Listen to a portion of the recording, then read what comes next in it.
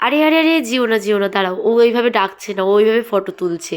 এটা হচ্ছে ওর হাতের দ্বারা ফটো সেন্সার, ঠিক আছে? ও ওরকমভাবে ডাকবে আর ফটোটা উঠে যাবে। আর এখানে দেখো নিজেদের ফটো দেখেই নিজেদের মুখকৃতি বিকৃতি কীরকম করে দিচ্ছে। অনেকক্ষণ ধরে আমাকে দিয়ে জ্বালাচ্ছিল, তাই ফোনটা আমি ওর হাতে দিয়ে দিয়েছি। আর আমাকে একটু অনুনয় বিনয় করছে। আর এখানে তো এরা নিজেরা নিজেদের ফটো দেখেই হায় সে গড়াগড়ি খাচ্ছে। একটু পরে টুইস্ট আছে, দেখতে থাকবে সবাই, ঠিক আছে?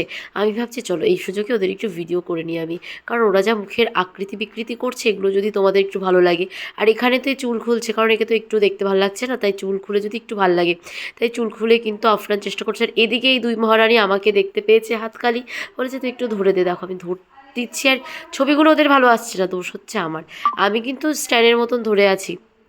দেখো একটার পর একটা পোজ দিয়ে যাবে, ফটো তুলে যাবে। এই হচ্ছে কাণ্ড। বসে থাকে কম, গল্প করে কম, ফটো তোলে বেশি। তার মধ্যে একটা ছবিও ফেসবুকে ছাড়তে পারে না, কারণ একটা ছবিও ভালো আসে না। যেহেতু ছবি ভালো আসে না, আর কি করবে? দেখো তিনজনে দুজনে হচ্ছিল না, আবার আর একজনকে নিয়ে নিয়েছে, কারণ ওর ফোন আমি ধরে দিচ্ছি না, ও একটু রেগে গেছে। তাই বললো তুইও আয় আমার ফোনে। দেখো আমি বলেছি আমি পারবো না আর ছবি তুলে দিতে, তোদের ছবি তোরা তোল।